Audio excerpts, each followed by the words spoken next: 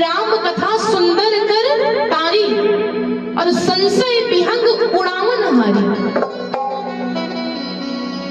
दुनिया में अगर कुछ सुंदर है, सुशील है, तो क्या है? वो राम की कथा है। राम क्या है? और ये जो रामचरितमानस है, अच्छा यहाँ पर वैसे तो आपके गांव में प्रत्येक वर्ष भगवान की कथा होती है, लेकिन आप लोग ये बताएंगे कि रामचरितमानस किसके किसके घर पर है? जिन लोगों के घर पे रामचरितमानस वो लोग हाथ उठाएंगे। इतने लोगों के घर पे है, नीचे कर लीजिए। पढ़ते कितने लोग हैं? ये उठाएंगे हाथ। मामा जी के घर पे 4 लेकिन पढ़ते नहीं है, चौपाई पढ़ते हैं। एक मामा जी पढ़ते हैं, इधर से जो हमारी मामियां बैठी, आप लोग नहीं पढ़ती हो क्या? बेचारी बड़े प्रपंच करने से फुर्सत नहीं मिलता, पीछे से कोई नहीं पढ़ता है। रामचरितमानस कुछ लोग क्या समझ करके रखते हैं अपने घर में कि हमारे हिंदू धर्म का कर्तव्य है, ये हमारा ग्रंथ है, इसलिए रखते हैं। कुछ लोग पुस्तक समझ करके रखे हैं, कुछ लोग किताब समझ करके रखे हैं, और कुछ लोग जब रखते हैं तो बड़े भाव के साथ में कि मेरे राम का पूरा चरित्र इसी रामचरितमानस में समाया हुआ है।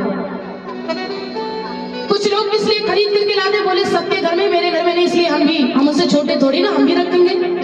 कुछ लोगों के मन में ये भावना है।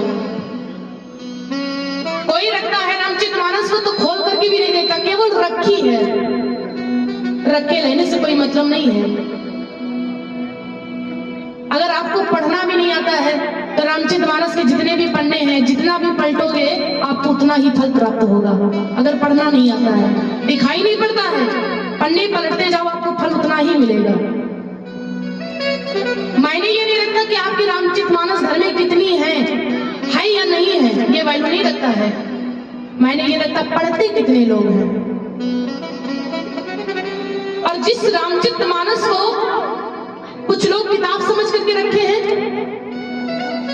कुछ लोग ग्रंथ समझ करके रखे हैं, कुछ लोग बड़े भाव से कि मेरे जीवन मेरे राम का चरित्र है इसलिए रखे हैं। लेकिन भक्तों आपसे एक निवेदन करेंगे, ये जो रामचरितमानस है ना, ये केवल कोई ग्रंथ ही नहीं है, केवल किताब ही नहीं है, ये साक्षात स्वर्ग में कल्प रूपी वृक्ष है। ध्यान से सुनिएगा, हमारे पृथ्वी पर कितने पेड़ मिलेंगे? आम के, बबूल के, केला के, अमरूद के, ये जितने भी पेड़ हैं पृथ्वी पर पाए जाते हैं। लेकिन आज तक कभी आप लोगों ने ये सुना है कि फलाने जगह पर कल्प का वृक्ष लगा है? सुना है? नहीं सुना है। कल्प वृक्ष के बारे में आप लोगों ने कभी नहीं सुना है। पारिजात वृक्ष भी है जो हमारे पृथ्वी पर, एक हम लोग दर्शन भी करने जाते, प्रसाद भी चढ़ाते हैं, वो तो खैर पृथ्वी पर एक है। लेकिन आज तक किसी ने ये सुना कि कल्प का वृक्ष फलाने जगह पर लगा है? नहीं सुना है। क्यों नहीं सुना है?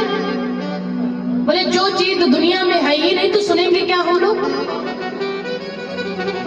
ध्यान से सुनिएगा, ये जो कल्प रूपी वृक्ष है ना, कल्प का वृक्ष है, वो पृथ्वी पर नहीं पाया जाता है, वो पृथ्वी पर नहीं है, वो आकाश में भी नहीं है, वो स्वर्ग में होता है। और स्वर्ग में कल्परूपी वृक्ष पाया जाता है। उस वृक्ष की विशेषता क्या है, महानता क्या है?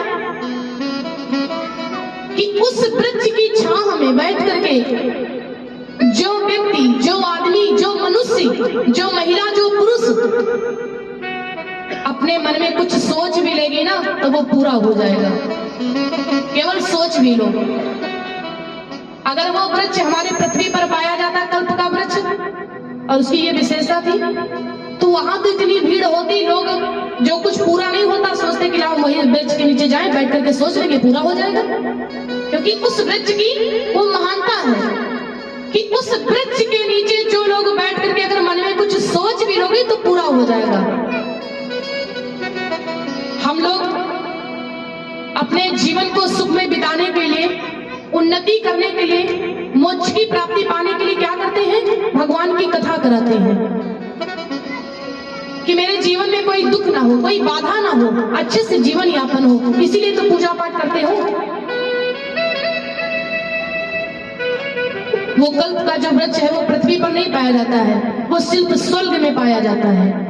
और गोस्वामी जी हमारे कहते हैं कि वो जो कल्प रूपी वृक्ष है वो आपको दुनिया में नहीं मिलेगा, लेकिन प्रत्येक लोगों के घर में रखा हुआ है। लेकिन आप लोग थोड़ा सा खोजिए उसको। वो कल्प रूपी जो वृक्ष है वो दुनिया में तो नहीं है, लेकिन आपके घर में रखा हुआ है। जिनके घर में रामचरित मानस है वो क्या है? वो साक्षात कल्प रूपी वृक्ष है। क्योंकि ये जो हमारी रामचरित मानस है ये सिर्फ ग्रंथ ही नहीं है, सिर्फ किताब ही नहीं है। ये मत सोचो कि केवल ये किताब है, ये पुस्तक है। ये साक्षात कल्प रूपी वृक्ष है।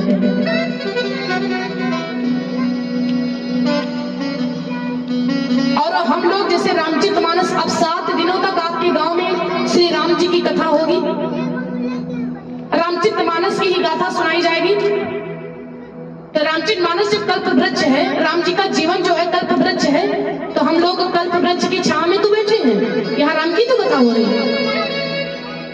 और ये रामचरित मानस जो है ये साक्षात कल्प रूपी वृक्ष है, इसी की छांव में हम लोग बैठे हुए हैं।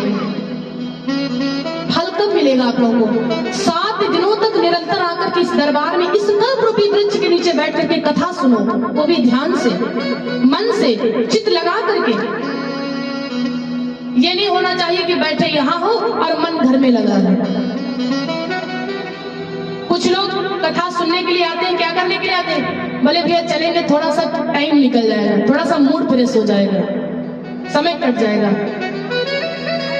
कुछ लोग अपना मूड फ्रेश करने के लिए आते हैं, चलेंगे कुछ समय निकल जाएगा, समय कट जाएगा। कुछ लोग क्या करने आते हैं? बोले भैया मनोरंजन हो रहा, मनोरंजन देखने के लिए चलते हैं। कुछ लोग इसलिए आते हैं कि वहां पर जाएंगे, कई साथी लोग मिलेंगे, बैठेंगे, आराम से बातें करेंगे। कुछ लोग बैठ करके पंडाल में क्या करते हैं? बोले शराब पी करके आते हैं।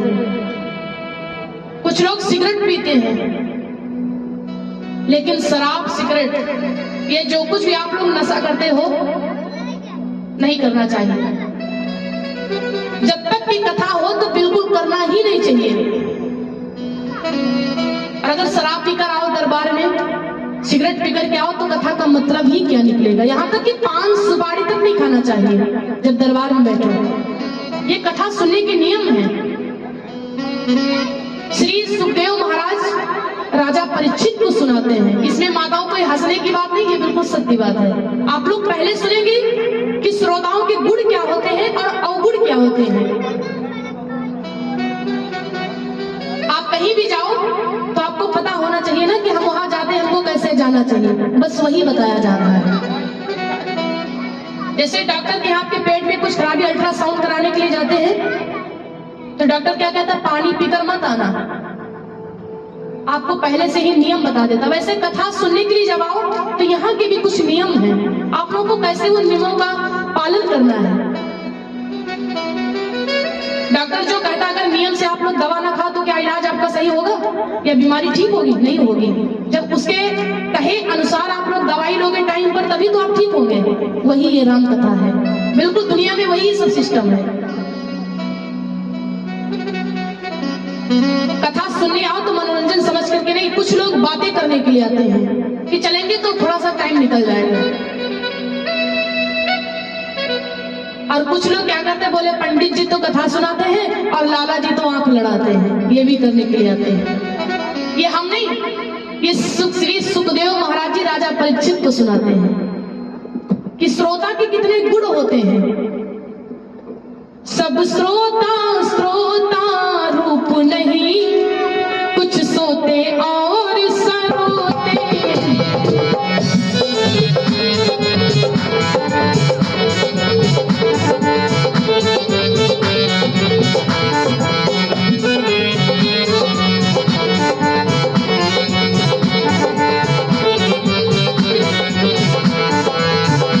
सब श्रोता श्रोता रूप नहीं,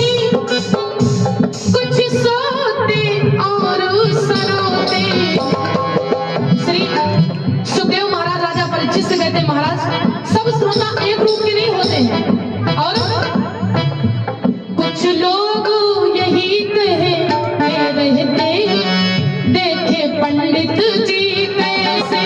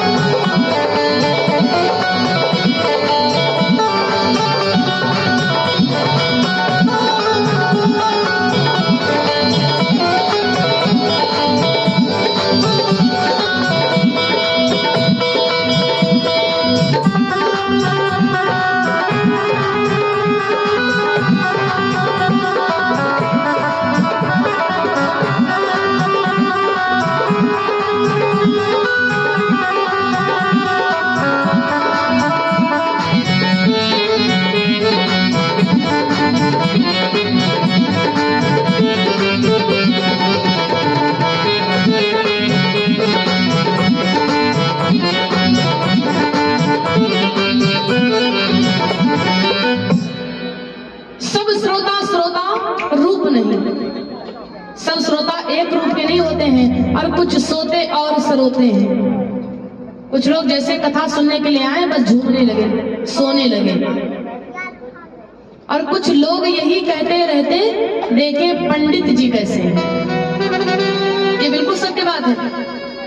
कुछ लोग कथा सुनने के लिए आए हैं और कुछ लोग पंडित जी को देखने के लिए आए हैं, पंडित जी कैसे हैं। कुछ लोग देखने के लिए आए हैं कि पिछली बार जो व्यास जी आई थी वो दूसरा साज लेकर के आई थी, अब की बार सोनम व्यास जी कौन सा साज लेकर के आई है। कुछ लोग देखने के लिए आते हैं ये कैसी कथा सुनाते हैं, ये कैसा साज बजवाते हैं। सब श्रोता एक रूप के नहीं होते हैं, और इसीलिए भैया कथा सुनने के बाद में फल एक नहीं से होते हैं। जैसे आप कथा सुनोगे वैसे आपका फल मिलेगा। तो जब आप कथा सुनने के लिए जाओ, कहीं भी दरबार में जाओ, तो आपको सबसे पहले करना क्या चाहिए? सबसे पहले जाकर के आपको व्यास जी को प्रणाम करना चाहिए। आप लोगों के व्यास जी तो नहीं है, बहने हैं आपके, बहनी बहना जो लगते हैं, लेकिन जब व्यास मंच में बैठे तब तो आपके व्यास जी हैं। तो आपकी मर्जी हो तो व्यास जी को प्रणाम करो या ना करो, लेकिन भाई व्यास मंच को प्रणाम जरूर करना चाहिए। क्यों? क्योंकि जो लोग बिना प्रणाम किए भगवान की कथाओं को सुनते हैं तो वो अगले जन्म में क्या होते हैं? स्वामी जी कहते हैं कथा सुनते जो बिना प्रणाम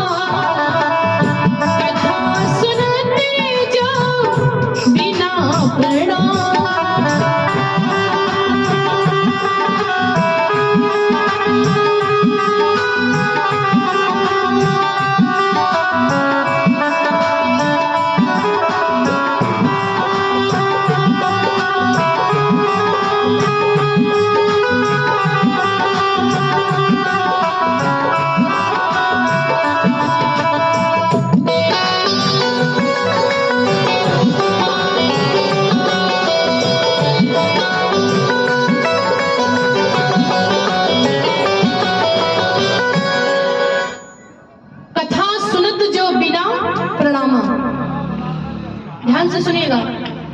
जो लोग बिना प्रणाम किए, बिना नमस्कार के भगवान की कथाओं को सुनते हैं तो कंटक वृक्ष होई जेहि धामा। कंटक वृक्ष, कंटक किसे कहते हैं? कांटों को। जो कांटा होते हैं, कांटों को क्या कहते हैं? कंटक। जो लोग बिना प्रणाम किए भगवान की कथा को सुनते हैं तो वो अगले जन्म में कटीले वृक्ष होते हैं। कंटक वृक्ष होई जेहि धामा। ये कोई झूठ बात नहीं है, ये बिल्कुल सत्य बात है। देखिए, जब तक आप लोगों को नहीं पता था कोई बात नहीं है, भूल चूक में कोई भी गलती हो जाए तो माफ है। लेकिन अगर जानबूझ करके आप गलती करते हो तो क्यों ना कल्परूपी वृक्ष के नीचे बैठे हो, लेकिन फिर भी अगले जन्म में कटीले वृक्ष बन जाएंगे। क्योंकि जैसी संगत में आप उठ जाओ तुरंत उसी संगत के हिसाब से आपको ढलना पड़ता है। जहां पर खुशी का माहौल हो, अगर दुखी आदमी भी जाता है तो रोना तो बंद ही कर देगा, बोले भैया यहाँ तो सब खुश है, अगर हम रोते हुए जाएंगे तो लोग क्या समझेंगे। और जहां पर लोग रोते रहते हैं, दुख का माहौल होता है, और कोई आदमी कितना भी प्रसन्न हो, अगर दुख के माहौल में पहुंच गया तो रोए भले ही ना, लेकिन शांत जरूर हो जाता है। क्यों? वो संगत का प्रभाव है। जहां पर आप जैसे जाते, जैसी संगत करोगे वैसा प्रभाव पड़ेगा। बोले भैया अगर केले के पेड़ को और जो बेर का पेड़ होता है, केला और बेर के पेड़ को आप पास पास में लगा दो, दोनों वृक्षों को लगाओ, साथ में दोनों की सेवा करो, दोनों को जल दो टाइम से, और टाइम से दोनों बड़े हो जाएं, और बड़े होने के बाद में उसका उत्तर क्या निकलेगा? बोले भैया जो बेर का पेड़ है, अगर हवा आ गई, वो अपनी मस्ती में अगर जरा से भी डोल देगा तो जितने भी केले के पत्ते हैं वो फट जाएंगे। वो जानबूझ करके दुख नहीं पहुंचाएगा केला को, वो तो अपनी मस्ती में रहेगा, लेकिन फिर भी मस्ती में भी इसको दुख हो जाएगा।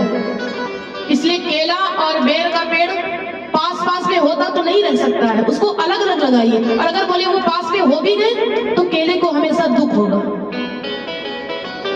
जैसी संगत में जाओ वैसे ही बन जाओ। तो कल से जब आप लोग आना तो सबसे पहले व्यास जी को प्रणाम करना, और प्रणाम करके आराम से बैठना। ये रामायण क्या है, रामचरितमानस क्या है? कि साक्षात कल्परूपी वृक्ष है, और उस वृक्ष की छांव में ही बैठ करके हम लोग 7 दिनों तक निरंतर भगवान गोविंद की कथा को सुनेंगे, श्रवण करेंगे। और उस कल्परूपी वृक्ष की जो जड़ है, वो जड़ है हमारा बालकांड। जो स्वर्ग में कल्परूपी वृक्ष है, उस वृक्ष की जो जड़ है वो है हमारा बालकांड। दूसरा भैया लगा लो तुम। बोले इसे जड़ क्यों बताया गया, बालकांड को जड़ क्यों कहते हैं? ये रामचरितमानस हमारी कल्परूपी वृक्ष है, और इस वृक्ष की जो जड़ है वो है हमारा बालकांड। सहनाई वाला लगाओ, ये जो हो रहा है। इसे जड़ क्यों बताया गया है? हर पेड़ में जड़ होती है, अगर जड़ ही नहीं होगा तो पेड़ गिर जाएगा, सूख जाएगा। इसे जड़ इसलिए बताया गया है कि जिस वृक्ष की जड़ मजबूत होती है ना, भैया वॉल्यूम कम कर लो। जिस वृक्ष की जड़ मजबूत होती है ना, दूर दूर तक जिस वृक्ष की जड़ें फैली होती हैं, कितना भी आंधी तूफान आए, कितना भी हवा आए, वह वृक्ष कदाचित हिल तो जाएगा लेकिन टूटेगा नहीं, जिस वृक्ष की जड़ मजबूत है। और हमारे रामचरितमानस कल्परूपी वृक्ष की जो जड़ है वो है हमारा बालकांड। जो लोग रामचरितमानस पढ़ते हैं, आप लोग बताएंगे एक बात कि रामचरितमानस में कांड कितने हैं? कोई बता सकता है? कितने कांड हैं? कोई नहीं जानता है। रामचरितमानस में कितने कांड हैं? रामचरितमानस में 7 कांड हैं।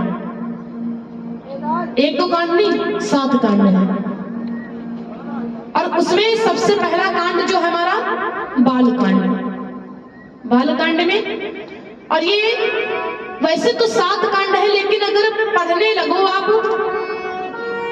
गाने लगो, पढ़ने लगो, लिखने लगो, पन्ना ही पलट करके देखने लगो, तो सबसे ज्यादा आपका समय जो लेगा वो है हमारा बालकांड। क्यों? क्योंकि ये बालकांड बहुत बड़ा है। बालकांड बहुत बड़ा है। जब हम लोगों के यहाँ अखंड रामायण होती है 24 घंटे की, हम लोग देखो पढ़ते हैं, बालकांड कितना ले लेता है, क्योंकि 7 कांडों में सबसे बड़ा है हमारा बालकांड। और इस बालकांड को क्या बताया, बोले कल्प रूपी वृक्ष की जो जड़ है वो है हमारा बालकांड। इस बालकांड की जड़ें बड़ी दूर दूर तक फैली हुई है, बड़ी दूर दूर तक। और जिस वृक्ष की जड़ मजबूत है, कितना भी आंधी तूफान आए, वो वृक्ष कदाचित हिल तो जाएगा लेकिन टूट नहीं सकता है। बालकांड के हमारे जड़ी मजबूत है, बहुत बड़ा है हमारा बालकांड। और बालकांड के बाद में कौन सा कांड आता है, अयोध्या कांड। ये जो अयोध्या कांड है, अयोध्या कांड को कल्प रूपी वृक्ष की थड़ बताया गया है। जड़ के ऊपर का जो भाग होता है जिसे हम लोग पीठ कहते हैं, ये है अयोध्या कांड। थड़ क्यों बताया गया है? अयोध्या कांड में ऐसे ऐसे राजा हुए ना, रघुकुल रीत सदा चली आई, प्राण जाहि पर बचन न जाए।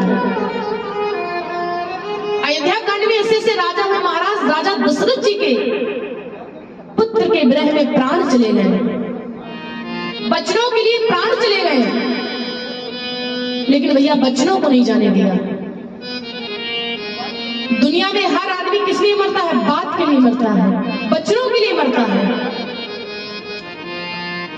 लेकिन आजकल हमारे कलयुग की क्या रीत हो गई, बोले रघुकुल रीत कलयुग रीत सदा चली आई, बचन जाई पर प्राण न जाई। बचन भले ही मेरे चले जाए लेकिन मेरे प्राण बच जाए, ये कलयुग की रीत हो गई है, उल्टा हो गई है। लेकिन अयोध्या कांड में महाराज दशरथ के प्राण निकल गए, किस लिए, बचन के लिए। जो आदमी बात बात पर झूठ बोलता, बात बात पर झूठ बोलता, कहता भैया हम 1000 बार कहते हैं कि कसम खा करके कहते हैं, जो आदमी ज्यादातर कसम खाए ये समझ लो कि वो पक्का झूठा है। हर बात में कई लोग होते कहते भैया हम कसम खा करके कहते हैं, झूठ नहीं बोलना चाहिए। ये जो अयोध्या कांड है ये कल्प रूपी वृक्ष की थड़ है जिसे हम पीठ कहते हैं। और इस वृक्ष की जो थड़ है वो बहुत मजबूत है। अब कहते हैं जिस वृक्ष की थड़ मजबूत होती है ना, कितना भी आंधी तूफान आए वो वृक्ष हिल तो जाएगा लेकिन टूट नहीं सकता है बीच से।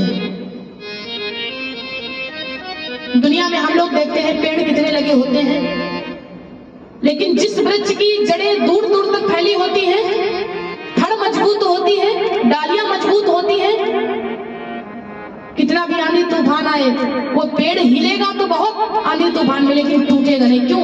अगर लोग कहते नहीं है ये तो बच कर, कहते हैं ये कैसे टूट सकता है, इसकी तो जड़ें बड़ी दूर दूर तक फैली हुई है। वैसे रामचरितमानस की जो बालकांड है इसकी जड़ें बड़ी दूर दूर तक फैली हुई है। और उसके बाद में अयोध्या कांड के बाद में आता है हमारा अरण्य कांड। अरण्य कांड को क्या बताया गया है? अरण्य कांड को कल्प रूपी वृक्ष की डालियां बताया गया है, जो डालियां होती हैं, और इसकी डालियां बड़ी दूर दूर तक फैली हुई है। क्यों? बोले अरण्य कांड में बड़ी विचित्र विचित्र कथाएं आती हैं, बहुत सुंदर सुंदर कथाएं आती हैं। इसकी डालियां बड़ी दूर दूर तक फैली हुई है। और उसके बाद में अरण्य कांड के बाद में आता हमारा किष्किंधा कांड। किष्किंधा कांड को कल्प रूपी वृक्ष के पत्ते बताए गए हैं, जो पत्ते होते हैं ये किष्किंधा कांड को बताया गया है। और उसके बाद में किष्किंधा कांड के बाद में क्या आता है, बोले सुंदर कांड। सुंदर कांड को क्या बताया? कल्प रूपी वृक्ष का जो फूल है वो है हमारा सुंदर कांड। यहाँ पर कितने लोग जो सुंदर कांड पढ़ते हैं? और मैया आप लोग में से, पीछे में से कोई नहीं पढ़ता है? नीचे कर लीजिए। 1-2 लोग हैं जो सुंदर कांड पढ़ते हैं। सुंदर कांड में भगा दीजिए इधर, नजर हटी दुर्घटना घटी। बोली सच्चे दरबार की। आप लोग ध्यान से सुनिएगा, जो सुंदर कांड हमारा है, सुंदर कांड को फूल बताया गया है। फूल क्यों बताया गया है?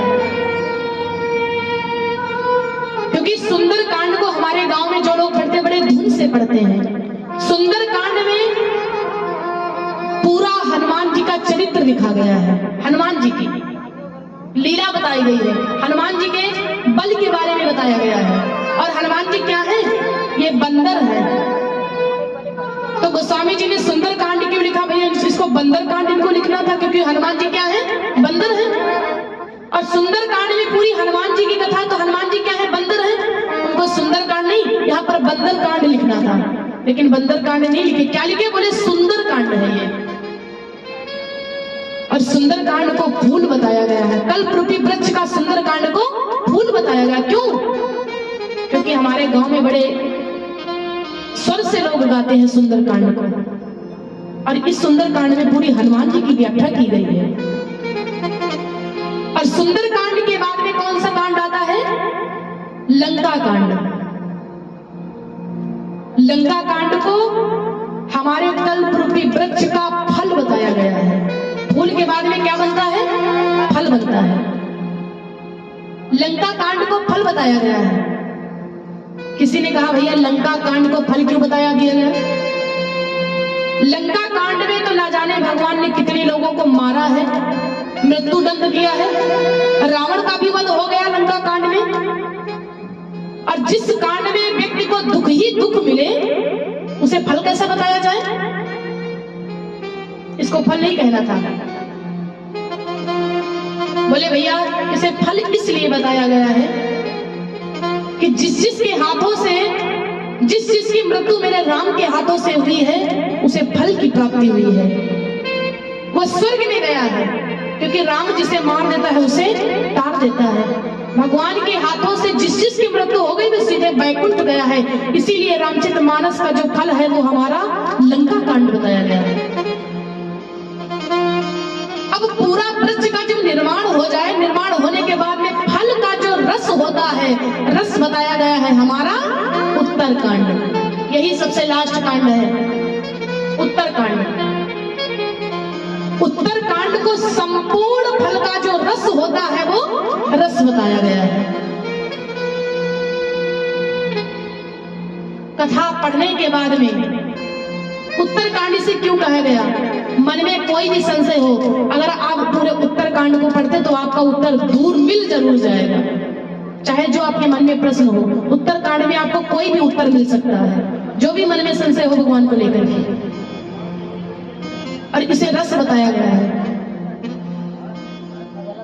जो लोग पूरी रामचरितमानस को पढ़ते हैं, सुनते हैं, 7 दिवसों तक आपको आपके गांव में राम की कथा का अनुष्ठान किया गया। जो लोग पढ़ते हैं, सुनते हैं, श्रवण करते हैं ध्यान से, तो उनको फल के बाद में रस जरूर प्राप्त होगा। ये राम की कथा का महत्व है। बड़ी विचित्र तो बात भक्तों ये है कि गोस्वामी जी ने सबसे पहले जब रामचरितमानस को लिखना आरंभ किया, क्योंकि रामचरितमानस को किसने लिखा है? तुलसीदास ने लिखा है।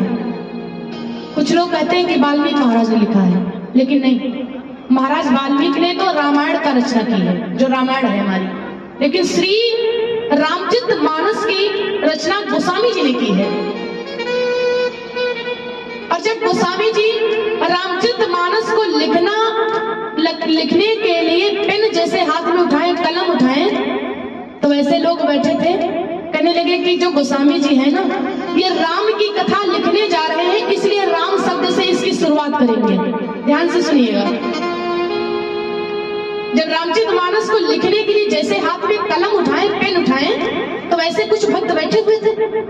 कुछ लोग मन में विचार करने लगे कि ये राम की कथा पूरी इसी में लिखेंगे, तो राम शब्द से इसको लिखना शुरुआत करेंगे। कुछ लोग कहेंगे नहीं, राम शब्द से नहीं शुरुआत करेंगे। बोले राम जी सबसे ज्यादा भगवान शिव को मानते थे, इसलिए शिव के नाम से ये रामचरितमानस को लिखना आरंभ करेंगे।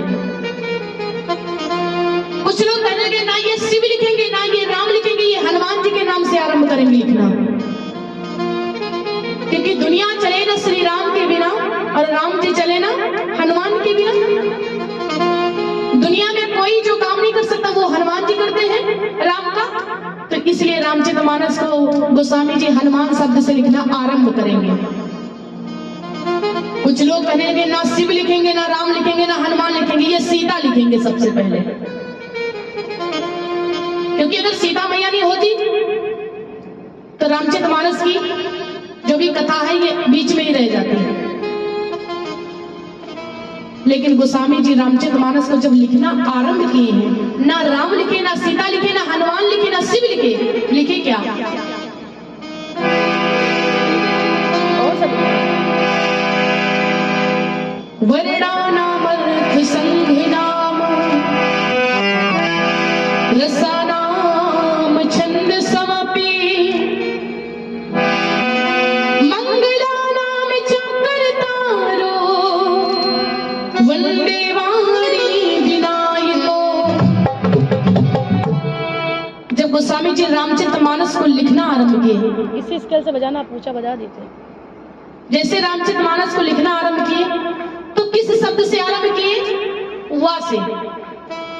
वर्णानामर्थ संग नाम। जब हम लोग रामचरितमानस को सबसे पहले आरंभ करते हैं, आरती करने के बाद में श्लोक से आरंभ करते हैं। पहला श्लोक कौन सा है? वर्णानामर्थ संग नाम रसानाम छंद समपि मंगलानाम च कर्तारो वंदे वाणी विनायको। यही तो श्लोक है। सबसे पहले वह शब्द से आरंभ किए, वर्ण शब्द से आरंभ किए। वर्णानामर्थ संग नाम, वर्ण शब्द से। वर्ण क्या मतलब क्या होता है?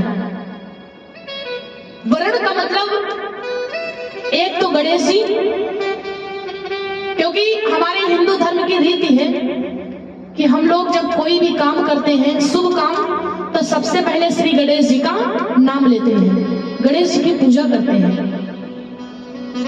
क्योंकि जब तक कि गणेश जी का पहला आप नाम नहीं लोगे, गणेश जी के नाम से पूजा नहीं करोगे, तब तक कि कोई काम आपका सिद्ध नहीं होगा।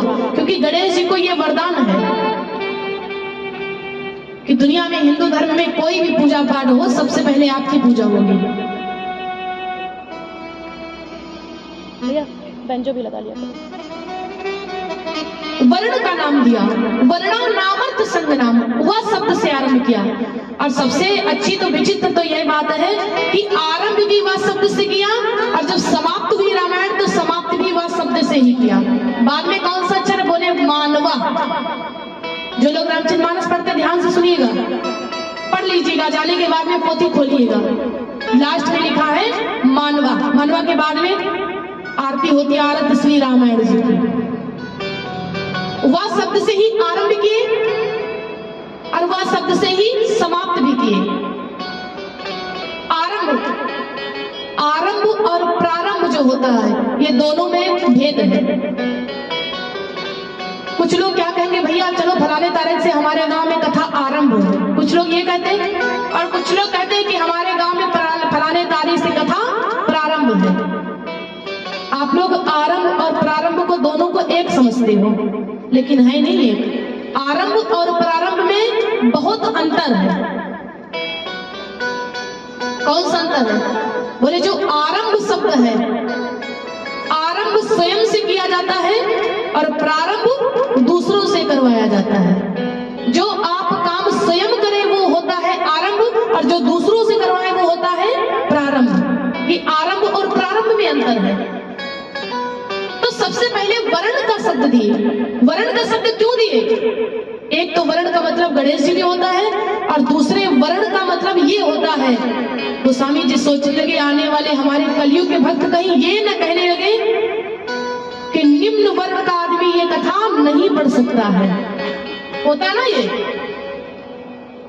वर्ण शब्द इसलिए दिए हैं कि किसी भी जाति का व्यक्ति हो, चाहे रावत हो या गौतम हो या यादव हो या कुर्मी हो, किसी भी जात का आदमी हो, किसी भी वर्ण का आदमी हो, वह इस रामचरितमानस को पढ़ सकता है। इसलिए वर्ण का शब्द दिया है। और विचित्र तो बात भक्तों ये है कि सबसे प्रथम में गोस्वामी जी ने जैसे पूरी रामचरितमानस में 7 कांड लिखे हैं, वैसे ही सबसे प्रथम में 7 मंत्रों को भी लिखा है। और सबसे पहला मंत्र यही है, वर्णानामर्थ संग नाम। अब सोचने की बात यह है, माताओं को हमारी नींद आने लगी, क्यों? मुझे लगता है